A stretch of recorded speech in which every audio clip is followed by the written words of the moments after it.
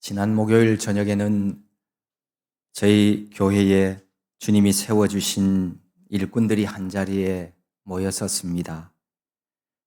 나를 충성되이 여겨 직분 주심을 감사하면서 주님의 몸 된 교회를 열심히 섬기다가 혹시 억울한 일을 당하더라도 진짜 억울한 인생은 되지 않도록 하기 위해서 성경이 주는 교훈을 우리의 마음에 새겼습니다.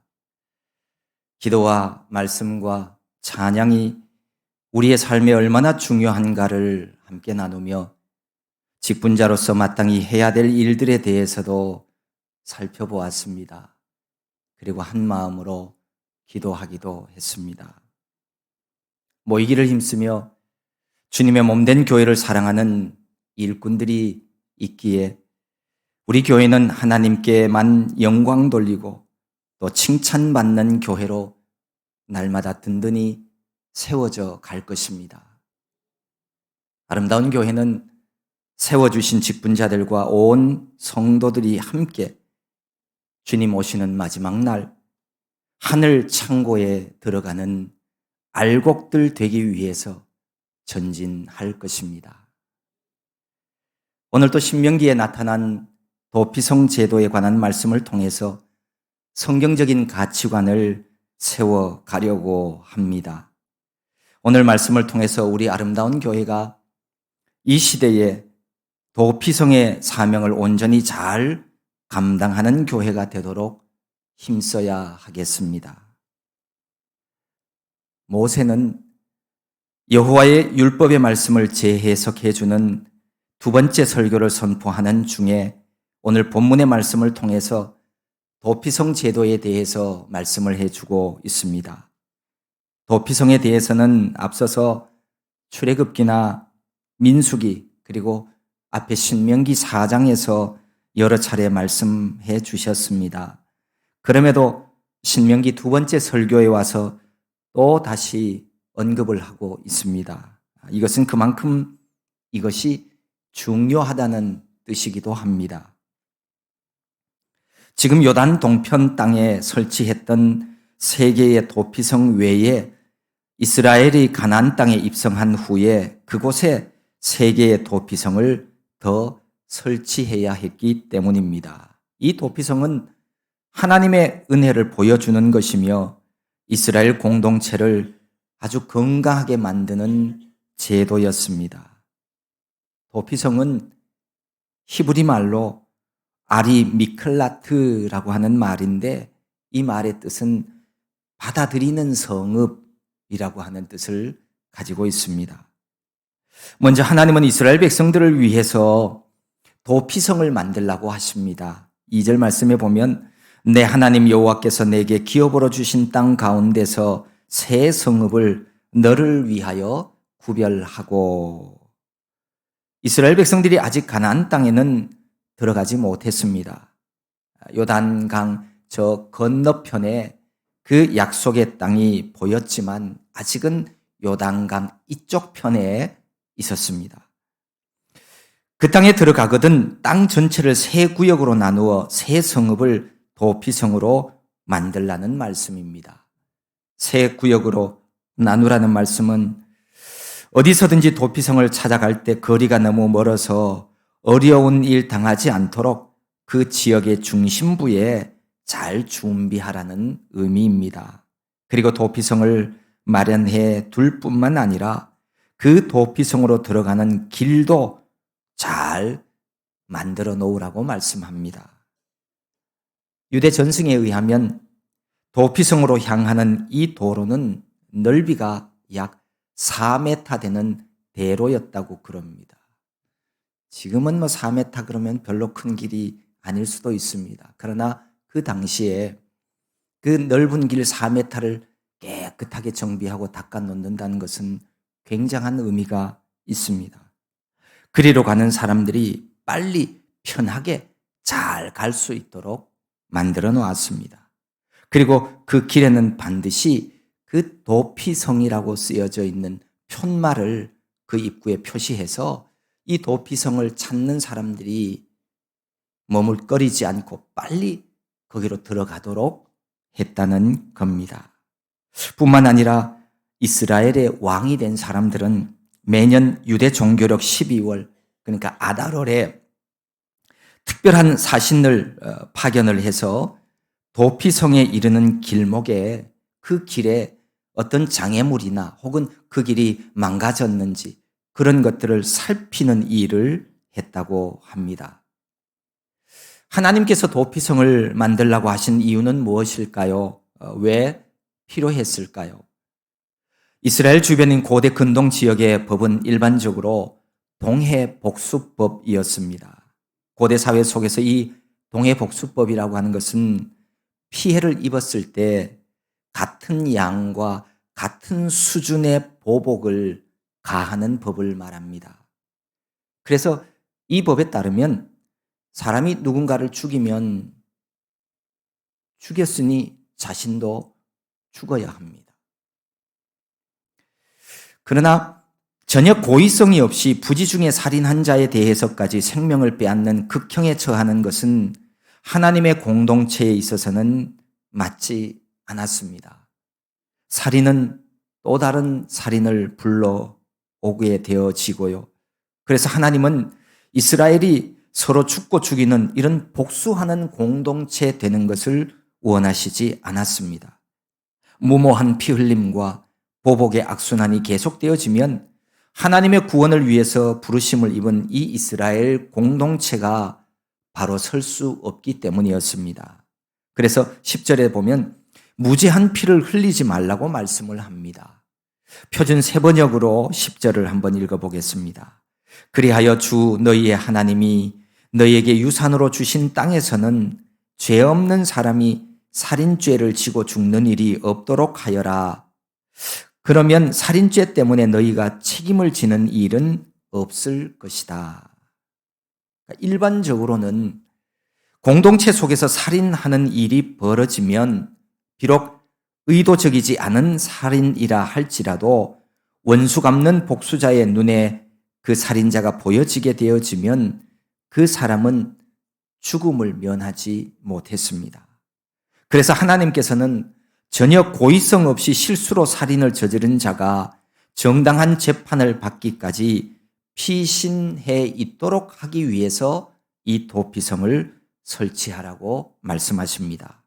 도피성은 무분별한 보복을 방지하고 우발적인 살인자의 생명을 보존케 하려고 하는 이런 중요한 목적이 있었습니다.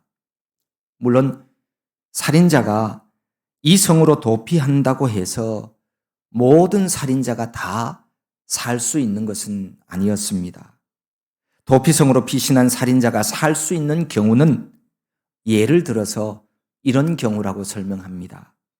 어떤 사람들이 이웃 사람들과 함께 산에 나무를 하러 올라갔습니다. 손에 도끼를 들고 이제 나무를 벌목하기 위해서 도끼를 휙 하고 휘둘렀는데 이 도끼날이 쑥 빠져서 뒤에 있는 사람이 그만 맞았어요. 그래서 그 이웃이 맞아 죽게 되었다는 겁니다. 이런 경우에 이 사람은 가까운 도피성으로 도피하여서 생명을 보존하라는 겁니다. 고대 근동의 풍습에는 다른 사람으로부터 어떤 사람이 살해를 당하게 되어지면 죽임당한 피살자의 가장 가까운 혈족이 복수자가 되어져서 살인자의 생명을 요구할 권리와 의무를 가지고 있었다고 합니다. 이것은 창세기 9장에 나오는 율법 사상에 근거한 규례입니다. 창세기 9장에 보면 하나님이 이렇게 말씀하십니다. 다른 사람의 피를 흘리면 그 사람의 피도 흘릴 것이니 이는 하나님이 자기 형상대로 사람을 지으셨음이니라. 그러니까 사람은 하나님의 형상 따라 지음받은 존귀한 자라는 겁니다. 그래서 이 사람을 함부로 해하지 말아라. 그 생명은 정말 귀하다. 그래서 그 생명을 해한 자는 자기의 목숨도 내놓아라 라는 것입니다. 하지만 이 도피성 제도는 피를 흘리게 한 자 중에 오살자, 다시 말해서 의도하지 않는 살인에 대한 이 복수만큼은 금하도록 하는 바로 그런 제도입니다. 이 제도는 개인적인 감정을 통제하여서 무모한 피해 보복을 막는데 그 목적을 두고 있습니다. 그래서 원래 원한도 없고 죽이려고 하는 마음도 없었는데 우발적으로 일어난 사고에 의해서 살인자가 된 사람이 도망하여서 목숨을 건질 수 있는 곳, 그곳이 바로 도피성이었습니다. 이 성으로 들어가 생명을 보존할 수 있는 사람들의 더 자세한 예들은 성경 민수기 35장에 보면 훨씬 더 많은 예를 들고 있습니다. 도피성으로 들어가는 길을 잘 닦아두라고 하는 말씀도 이렇게 죽이기에 합당하지 아니한 사람들이 그 성으로 신속히 피신할 수 있도록 하기 위한 사랑이요 배려였습니다. 그래야 복수하는 사람에게 죽임당하지 않고 잡히기 전에 정당한 재판을 받아 살아날 수 있도록 하기 위함이었습니다. 하지만 11절 말씀을 보면 만일 어떤 사람이 그의 이웃을 미워하여 엎드려 그를 기다리다가 일어나 상처를 입혀 죽게 하고 이 한 성읍으로 도피하면 그 본 성읍 장로들이 사람을 보내어 그를 거기서 잡아다가 보복자의 손에 넘겨 죽이게 하라고 말씀합니다. 다시 말해서 이 모세의 율법에 의하면 일단 어느 지역에 살인사건이 발생하게 되어지면 그 사건이 일어난 장소에서 제일 가까운 곳에 있는 성읍, 그 성읍에 사는 장로들이 사람을 보내어서 가까이 있는 도피성에 숨어 있는 거기에 기거하고 있는 살인자를 잡아서 데리고 옵니다. 그리고는 그 살인 사건에 대해서 이제 공개 재판을 하게 되는 것이죠. 보통 사람들이 많이 모일 수 있는 그 성문 앞 광장에 모여서 여러 사람들이 보는 가운데서 그 성읍 장로들이 주관이 되어서 살인자의 고의성 여부를 공정하게 재판을 하게 되어집니다. 재판 결과 살해자의 고의성이 판명이 되어지면 그는 피살자의 친족인 복수한 자의 손에 넘겨지게 되어집니다. 그러면 먼저 복수하는 사람이 권리와 의무가 있는 이 친족이 돌을 들어 그 살인자를 향해서 내리치게 되어집니다. 그 뒤에 함께 있던 많은 사람들이 하나님의 율법을 어긴 자를 향하여서 돌을 들고 함께 쳐서 죽이게 되어 있습니다. 하지만 재판 결과 고의성이 없이 실수로 살인했음이 판명이 되어지면 그 사람은 다시 도피성으로 보내어지게 되어집니다. 거기서 사는 거죠. 영원히 사는 것이 아니라 그 살인 사건이 일어났던 당시에 대제사장이 죽는 날까지, 죽는 그 대제사장이 죽고 나면 이제 그 도피성에서 나와도 되었습니다. 이러한 절차는 도피성이 고의적으로 살인한 자들의 은신처가 되지 않도록 하기 위한 하나님의 조치였습니다. 이 규례는 하나님의 사랑과 긍휼을 핑계 삼아서 죄를 범한 자는 그러한 사람은 결코 하나님의 자비를 입을 수 없다는 것도 우리에게 알게 해 줍니다. 신약 성경 히브리서 10장에는 이렇게 말씀하고 있습니다. 우리가 진리를 아는 지식을 받은 후 짐짓 죄를 범한 즉 다시 속죄하는 제사가 없고 오직 무서운 마음으로 심판을 기다리는 것과 대적하는 자를 태울 맹렬한 불만 있으리라. 만일에 우리가 진리를 알게 된 후에도 일부러 계속 죄를 짓는다면 그 죄를 씻을 제사는 없다는 말씀입니다. 예수 그리스도 안에 있는 진리를 알게 되었다면 세상으로 향하지 말고 더 이상 죄 짓지 말고 진리 안에 거하는 자가 되어야 합니다. 내가 또 죄 짓더라도 하나님은 사랑의 하나님이니까 또 용서해 주실 거야. 또 용서해 주실 거야. 또 용서해 주실 거야. 하나님의 사랑을 핑계 삼아서 계속 죄를 먹고 마시면 더 이상의 하나님의 긍휼은 없습니다. 13절에서 이렇게 말씀하십니다. 내 눈이 그를 긍휼히 여기지 말고 무죄한 피를 흘린 죄를 이스라엘에서 제하라. 그리하면 내게 복이 있으리라. 이스라엘 안에서 죄 없는 사람이 죽임을 당하는 일이 없어야만 너희가 복을 받을 것이라는 말씀입니다. 무죄한 피를 흘리지 않도록 해야 합니다. 죄 없는 사람이 죽임당하는 일은 발생하지 않도록 해야 합니다. 더구나 하나님 택한 백성 안에서는 더더욱 그렇습니다. 우리는 내 자신을 살펴서 더 이상의 죄악을 먹고 마시는 행위는 반드시 멈추어야 합니다. 더 이상의 죄악은 신앙생활이 아닐 수 있습니다. 그리고 더 나아가서 타인에 대해 죄 없는 이들이 억울한 일을 당하지 않도록 조심하는 일도 우리 믿음 생활의 한 부분이라고 하는 사실을 기억해야 합니다.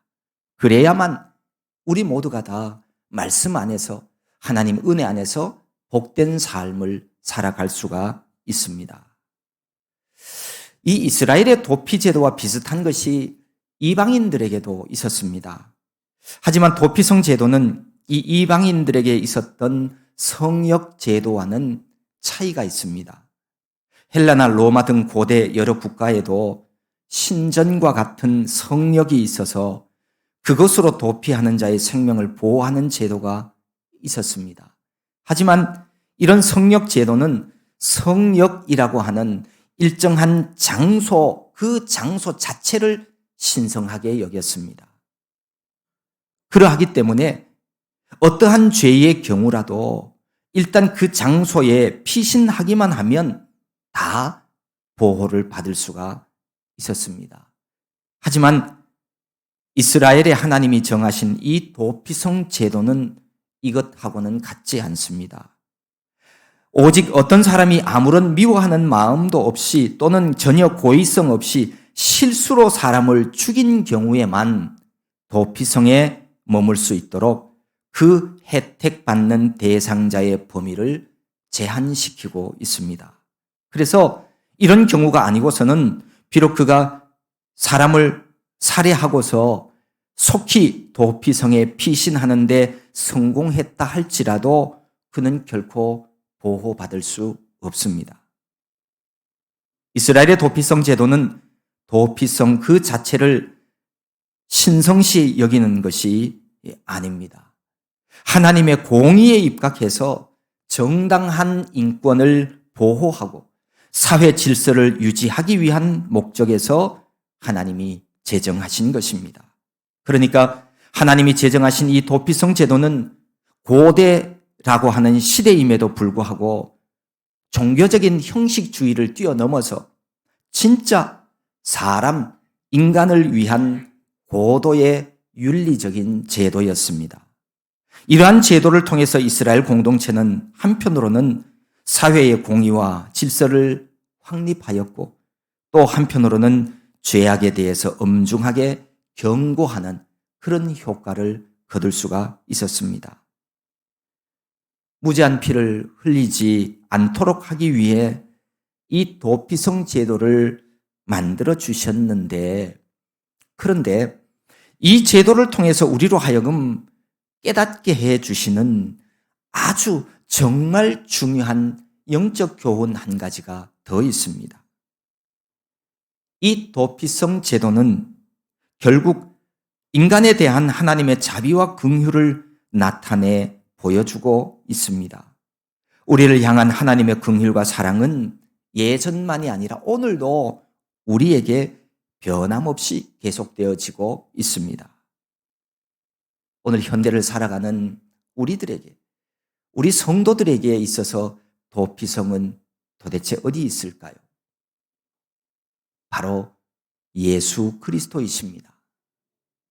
그러니까 구약의 도피성 제도는 죄로 인하여 죽은 우리를 예수 그리스도를 통해 구원해 주실 것을 예표하는 사건입니다. 예수 그리스도만이 모든 삶의 고뇌에서 우리들의 피난처가 되어 주십니다. 이 메시지가 바로 구약과 신약 66권 통틀어서 우리에게 전해주고 있는 복음의 핵심입니다. 우리가 하나님 자녀의 권세를 가진 성도가 되었지만 그럼에도 불구하고 우리는 여전히 이 세상에 사는 동안 많은 삶의 고통을 가지고 살아갑니다. 그래서 도피성이 필요합니다. 도피성이 있어야 합니다. 헤아릴 수 없는 많은 문제와 고통과 부족함 속에서도 그것을 끌어안고 주님께로 나아가야 합니다. 그래야 그 품 안에서 죄짐을 지고서 고온한 영혼들이 참된 평안과 안식을 얻을 수가 있습니다. 하지만 이 시대 많은 사람들이 우리의 도피성 되신 예수 그리스도께로 피하려고 하지 않습니다. 오히려 육체의 쾌락과 무절제와 방탕 그리고 이기적인 욕망의 삶을 향해 나아갑니다. 자기 만족의 늪에 빠져 허우적거리며 빠져나오지 못하다가 아까운 인생 그냥 끝나버리는 인생들도 참 많이 있습니다. 아침 안개와 같은 세속적인 욕망은 인간이 결코 잡을 수도 없고 누릴 수도 없는 신기루와 같이 헛된 것들입니다. 그런 것들은 당장 우리 눈에 보이기에는 좋아 보이고 그것 가지면 세상을 가진 것 같고 승리자가 되는 것 같고 성공하는 것 같고 내가 자유로워 보이고 멋있어 보이는 것 같지만 사실은 그렇지 않습니다. 거기에는 참 만족이 없습니다. 채우고 더 채워보아도 욕망의 갈증은 더 심해질 뿐입니다. 내 영혼은 점점 피폐해지고 마는 것이 바로 악한 영이 우리 앞에 놓고 유혹하는 세상의 유혹들입니다. 여러분, 그러한 것들을 정말 가만히 그 내면을 들여다보십시오. 세상 유혹 속에는 허무의 노래와 절망뿐입니다. 많은 사람들이 가는 넓고 편한 큰 길, 그 길 끝에는 멸망과 심판이 있습니다. 하지만 진리 대신 예수 그리스도를 피난처로 삼는 자는 진리가 주는 내 영혼의 자유함을 누리게 되어집니다. 진리를 알지니 진리가 너희를 자유케 하리라. 예수 그리스도 그분이 길이요 진리요 생명이십니다. 기원전 1000년경에 이 땅에서 살았던 다윗이라고 하는 인물을 우리는 잘 알고 있습니다. 여러분, 다윗을 보십시오. 얼마나 많은 고통과 시련 속에서 살았는지 모릅니다. 정말로 이유 없이 오랫동안 대적들에게 쫓겨다니는 생활을 해왔습니다. 얼마나 그 생활이 힘들고 죽음의 공포가 엄습했든지 죽음과 나 사이는 한 걸음뿐이라고 고백을 했습니다. 그뿐입니까요? 자신이 낳은 아들이 자기 목숨과 왕권을 빼앗기 위해 뒤쫓아왔습니다. 그는 누구보다도 도피처가 필요했던 사람입니다. 결국 그가 하나님을 도피성으로 삼았을 때 세상이 줄 수 없는 평안을 누리게 되었습니다. 그래서 다윗은 시편 40편에서 이렇게 고백을 합니다. 내가 여호와를 기다리고 기다렸더니 귀를 기울이사 나의 부르짖음을 들으셨도다. 나를 기가 막힐 웅덩이와 수렁에서 끌어올리시고 내 발을 반석 위에 두사 내 걸음을 견고하게 하셨도다. 여러분, 다윗처럼 우리 주님을 도피성으로 삼으십시오. 그분은 우리의 피할 바위가 되어주시고 우리를 지켜두는 산성이 되어주실 것입니다. 누군가 우리가 살아가는 세상을 절망이 충만한 세상이라고 표현을 하더군요. 그렇습니다. 전쟁과 죽음, 지진과 공포, 미움과 시기, 질투, 소리 없이 찾아오는 온갖 인간의 질병들, 소망 없는 미래, 어느 것 하나 희망적이지 않습니다. 정말로 절망뿐인 세상 같아 보입니다. 여러분이 모두가 다 죄와 무관하지 않습니다. 누군가가 그렇게 얘기하더군요. 이 세상이 멸망하는 것은 신이 멸망시키는 게 아니라 인간 스스로가 멸망시켜 가고 있다고. 죄는 반드시 죄값을 치러야 합니다. 죄는 빚과 같은 개념입니다. 빚은 반드시 갚아야 없어지는 것처럼 죄도 반드시 죄값을 치러야 사함을 받습니다.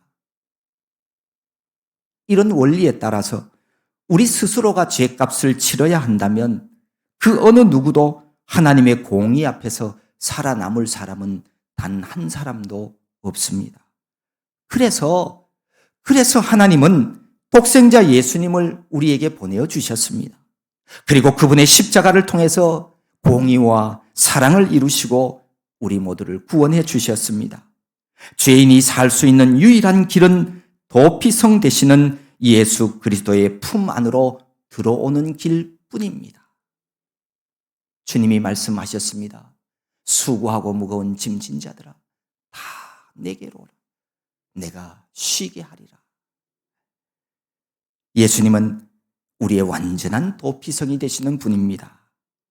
사람들이 말하는 돈이나 재물이나 이데올리기나 어떤 사상이나 과학이나 학문이나 윤리나 그 어떤 것도 우리 인생의 참된 피난처가 되어줄 수는 없습니다. 지금도 우리의 이름을 부르며 우리를 기다려주시는 주님이 계십니다. 우리 주 예수 그리스도만이 온전한 도피성이 되어 주십니다. 거기에 평안이 있습니다. 그 안에 우리가 바라는 영원한 안식이 있습니다. 오늘 말씀 따라 우리는 항상 무죄한 자의 피를 흘리게 하지 않는 그런 복된 성도들이 되어야겠습니다. 그리고 또한 예수님만이 우리 죄짐을 담당하시는 완전한 도피성 되심을 우리가 믿으며 이 복된 소식을 온 천하에 선포하는 아름다운 교회 공동체 되기를 소망합니다.